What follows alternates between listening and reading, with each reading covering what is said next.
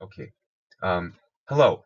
My name is Se-hyun, and I'm currently studying at Hufs, uh, on majoring in English interpretation and translation. Today I'll be introducing on American values and beliefs. To give a brief explanation about myself, I'm an ordinary Korean student. I've never studied abroad. I was born and raised in Korea, and after finishing the cruel university entrance exam called Suneung and 입시, I've graduated high school and came into Hufs to study English. I also served in the military and came back studying in 2024. Although I didn't have the chance to go abroad and study, I had this incredibly unique experience. So for me to learn English not only as a language, but as a culture. So one day, while I was playing at the playground near my house, an American saw me babbling in English, and of course it's interesting because he's a Korean kid, but he's speaking English. So my mother and his wife got a little bit close, and that's how I got this unique experience. So I was able to spend time at the US military base called Camp Casey. If you see here, there are a lot of Americans around me. I'm at the swimming pool. There are um, soldiers, and I'm even enjoying Halloween with kids with different cultural backgrounds. So I thought that I should study English more, at least which I'm good at, into something better. So that's how I ended up coming to Hufs studying to study English.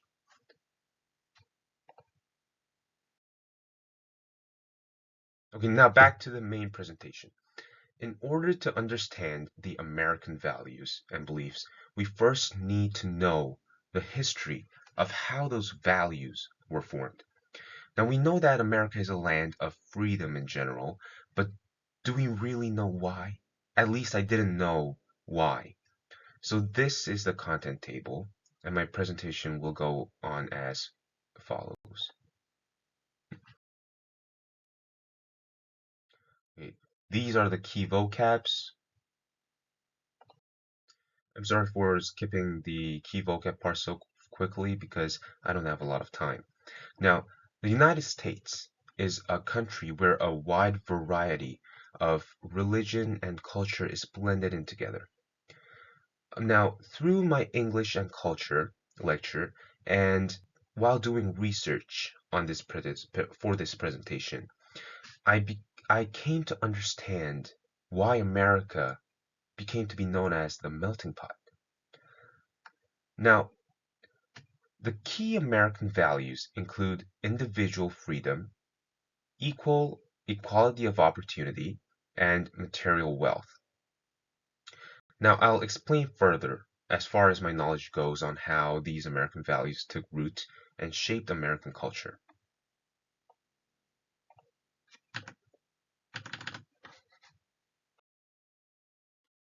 Now, one of the most important historical background we need to know is the Protestant Reformation.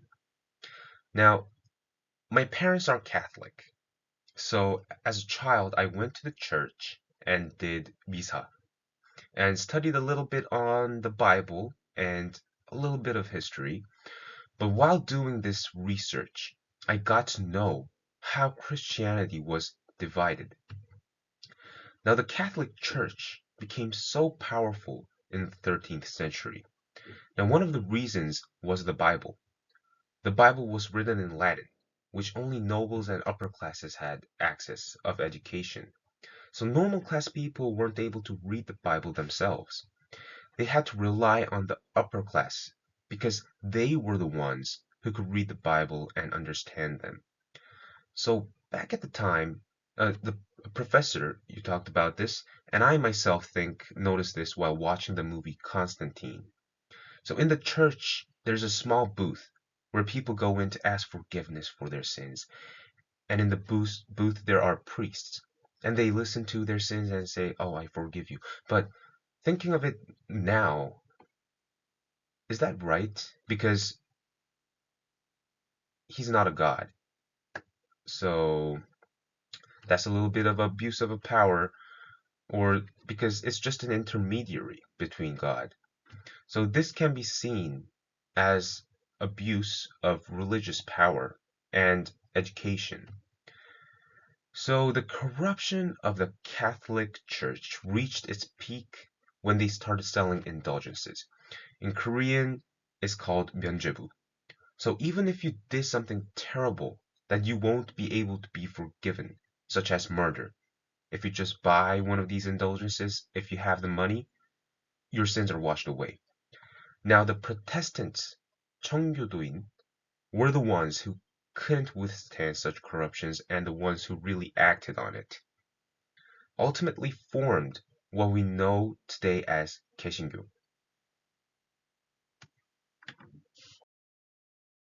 Oh.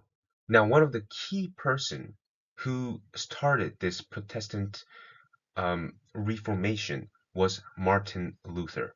Now, the professor also dealt with this in the class, but it's a very important information. So, he challenged the Catholic Church's authority and emphasized personal faith and direct relationship with God, not by intermediaries like the Pope or the priests. Martin Luther used the printing press and translated the Latin Bible into several languages such as German and English because Latin weren't accessible to normal people. So by doing that, people could get direct relationship to God by reading the Bible. And this is the concept of sola scriptura. Not by the Pope, not through priests, but by yourself through understanding the Bible will you get closer to God. Now, you might say, I thought you were doing a presentation on American values and beliefs, but why are we doing a history lesson? Now, but America's value of freedom, opportunity, and wealth is derived from this Protestant Reformation and their voyage to North America. Now, the Protestants had several factions or groups. There are Pilgrims, Puritans, and the Quakers. Now, the first one to set journey to North America is the Pilgrims. They wanted complete separation from the Catholic Church of England, from their abuse and hierarchical structure. Now, they first fled to the Netherlands, but due to various hardships such as economical and or social, environmental, they couldn't withstand it. So they got funding from the London Virginia Company to establish a settlement in North America. And while they were settling off to North America in the Mayflower, they signed the Mayflower Compact. Now, it's an agreement to form the basic form of democracy with laws for general good, general purpose. So, this can be seen as the first stepping stone of democracy in North America. So, to sum up, the Pilgrims were symbolic founders and established self-governance through the Mayflower Compact. Now, the next group of Protestants are the Puritans. Now, they are a very important part of the Protestants of forming the foundation of the American values. Now, the Puritans' value was the same as the Pilgrims, but sought to transform the corrupted Catholic Church from within, unlike the Pilgrims who wanted a total separation. But in the end, eventually, the Puritans also had their voyage off to North America, seeking for religious freedom. Now, this is called the Great Migration. It was done from 1630 to 1640. Now, when they arrived in North America, they established the Massachusetts Bay Colony. by hoping to create a society of religious freedom. Now, the Puritans, they valued literacy very importantly and established schools to ensure that everyone could read the Bible. And they believed that being able to read the Bible is very essential for personal faith and direct relationship with God. This can be seen from the um, Protestant Reformation. That was done because of the corruption of the Catholic Church, because they had so much power and the hierarchical structure, because the Bible was written in Latin, which normal people couldn't read. So to prevent that from happening again, they wanted normal people to also have high education so they can read the Bible too, to have direct relationship with God. Now, the most interesting part of the Puritans while I was doing the research was that they were the founders of Harvard and Princeton. So we can see how much they were into education of people. Now, another most important aspect of the Puritans is the work ethic. It's also called the Protestant work ethic, and they valued diligence and hard work. And they saw this as a sign of moral integrity and divineness. This Protestant work ethic has deeply influenced American culture and values of today. Now, the Quakers are another set of group of Protestants, and they set their journey to North America the last among the three and had the same values as them. However, the difference of Quakers between Pilgrim and Puritans is that they especially pointed out gender equality and social equality. Now, after the Protestants made their voyage to North America and some time has passed, the First Amendment was formed of the United States Congress. Now, this First Amendment forbids the government from establishing a national church. In Korean, it means 국교. Now, this is because if they establish a national church, then the freedom of religion, which was the start of this whole Protestant voyage to America, was all for nothing. Then, if that happens, if there's a national church, then there will be a prevailing religion, and America too can take the same route England took due to the corruption of the Catholic Church. Now, the people of America knew what a corrupted religion and church could do, and to prevent the same route the Catholic Church took power across England. Thus, the First Amendment clause was formed. And with this, we can understand that America's value of freedom, individual or religious, rooted from the Protestants' voyage to America, seeking for religious freedom. Okay, now the Western frontier also had a very important impact on forming the American values and beliefs. Now, in the early days, immigrants mostly came from the eastern side of America. So the western side was not yet developed. It was even not America's land. There were Spain, France, and another country taking part of the land. So expeditions such as Lewis and Clark expedition, by purchasing the Louisiana territory, was done in order for America to expand further into the West. Now, after that expedition, forming that first stepping stone, people started to further settle into the West. Now, it was a land of wilderness. You do not know what might happen.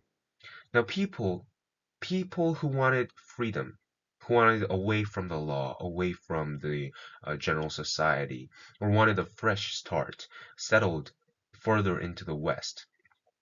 However, as I've told you earlier, it was very dangerous, right? So people had to fend for themselves. They had to defend themselves. Nobody else will.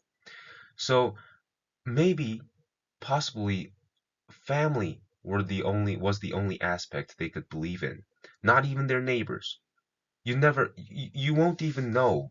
You don't even know when your neighbors will be found cold blood. So the American value of self-reliance and equal opportunity can be seen from this part of the Western frontier history. Okay, now, these values, these history of the Protestants spreading out to North America for freedom of religion has established a stepping stone for the American values we've dealt with, and also the Western frontier, where people had to go into the wilderness fighting day and night for survival. By understanding these historical events, we can now understand in more depth of American values. The Protestants set voyage to North America to find religious freedom, and as time passed, this became the basic value of Americans. As Protestants sought freedom from the Catholic Church and their hierarchy, the value of equality and opportunity was formed. Also, the Protestant work ethic served as a strong basis for the hard work value of America. Now, going further, so going closer to the time we are living now, this founded values got even stronger while Americans expanded further west.